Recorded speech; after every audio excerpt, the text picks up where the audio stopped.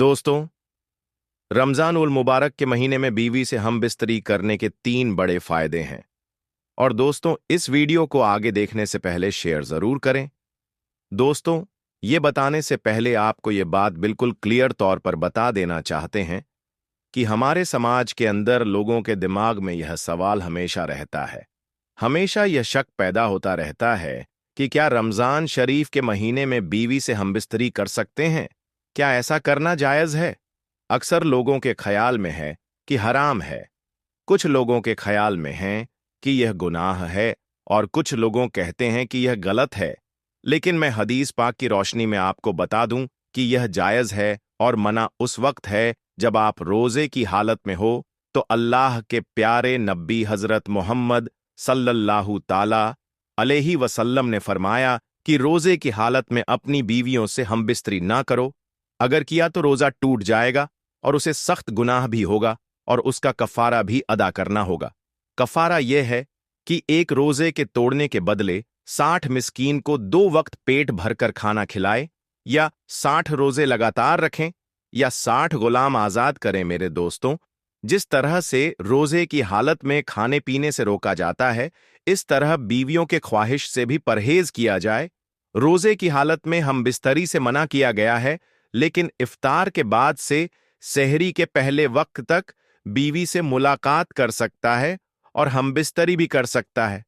और अगर दिन में किसी मजबूरी की वजह से रोज़ा ना रख सके तो दिन के किसी भी हिस्से में भी बीवी से हमबिस्तरी कर सकता है। लेकिन याद रहे, आप रोजे की हालत में से ना हो, क्योंकि रोजे की हालत में बिल्कुल मना है। दोस्तों, एक मर्तबा हजरत उमर फारूक रज़ी अल्लाह तआला अन्हु ने रमजान की एक रात में अपनी बीवी से हमबिस्तरी कर लिया और अपने गुस्ल किया और गुनाह का एहसास करके रोने लगा और खुद को कोसने लगे। फिर आप हुजूर पाक सल्लल्लाहु ताला अलैहि वसल्लम की बारगाह में हाजिर होकर अर्ज करने लगे, या रसूल अल्लाह सल्लल्लाहु ताला अलैहि वसल्लम, मैं आपके और अल्लाह ताला के दरबार में माफी मांगता हूं। आज मुझसे बहुत बड़ी गलती हुई है।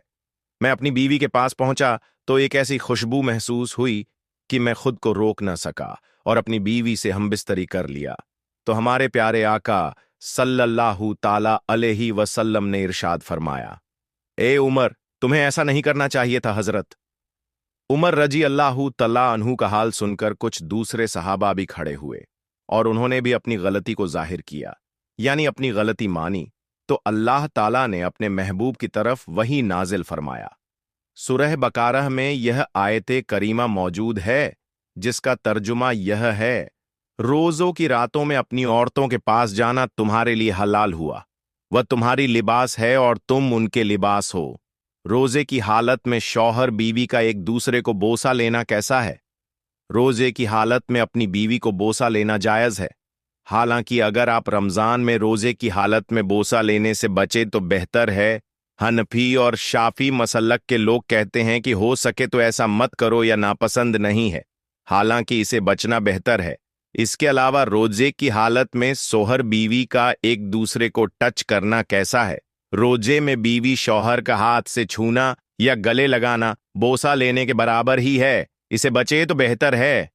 अब आपको बताते हैं कि रमजान के महीने में बीवी से हमबिस्तरी करने के 3 बड़े फायदे। नंबर 1, औलाद नेक पैदा होती है, क्योंकि रमजान शरीफ के महीने में अल्लाह ताला अपनी रहमत और बरकत नाजिल फरमाता है और इस महीने में लोग इबादत करते हैं, नमाज, रोजा और अल्लाह की इबादत में लगे रहते हैं। इसकी वजह से दिल रोशन होता है, दिल में एक नई ताजगी पैदा होती है। इसकी वजह से मर्द और औरत के मनी यानी जिस्मानी से अल्लाह ताला एक इंसान को पैदा करता है तो उसे मनी में भी निखर पैदा कर देता है।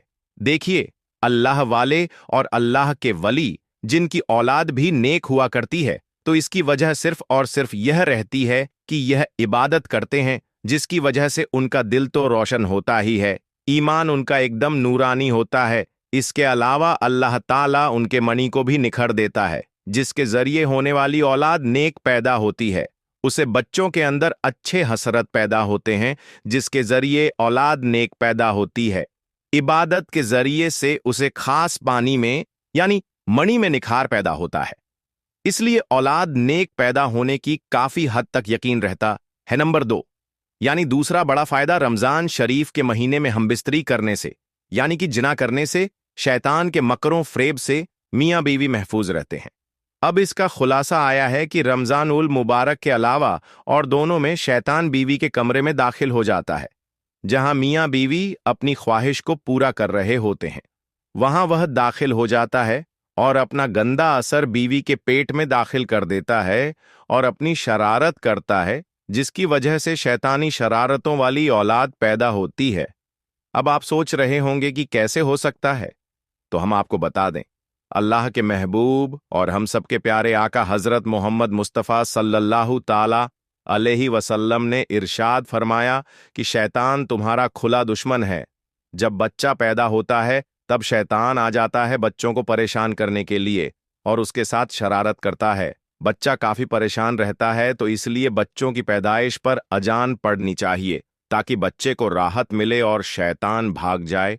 अल्लाह के नबी हजरत मोहम्मद सल्लल्लाहु ताला अलैहि वसल्लम ने इरशाद फरमाया कि अजान पढ़ने से शैतान काफी मील दूर भाग जाता है, इसलिए अजान पढ़ने में देरी न की जाए, बल्कि बच्चों की जैसे ही पैदाइश हो तो उसी वक्त अजान दिया करें। अल्लाह के नबी सल्लल्लाहु अलैहि वसल्लम ने इरशाद फरमाया कि जब मौत का वक्त करीब आ जाता है तब भी शैतान अपनी शरारत से बाज नहीं आता, वहां भी आ जाता है और उस वक्त भी मरने वाले को परेशान करता है ताकि उसकी जबान से अल्फाल्फा बातें निकले और कलमा तैयबा जवान से ना निकल सके। इसीलिए वहां पर जो लोग मौजूद होते हैं तो वह कलमा शरीफ जोर जोर से पढ़ते हैं कि मरने वाले को कलमा याद आ जाए और वह सुनकर कलमा पढ़ ले। और जब इंतकाल हो जाता है तब भी वह पीछा नहीं छोड़ता, कब्र में भी आ जाता है, जिसको बहकाने के लिए, परेशान करने के लिए शरारतें करता है ताकि यह सवालों के ठीक ठाक जवाब ना दे सके। तो अल्लाह के रसूल सल्लल्लाहु ताला अलैहि वसल्लम ने इरशाद फरमाया कि अजान की आवाज सुनकर शैतान मिलो दूर भाग जाता है, जिसकी वजह से कब्र में अजान पड़ी जाती है और मुर्दे को काफी राहत मिलती है।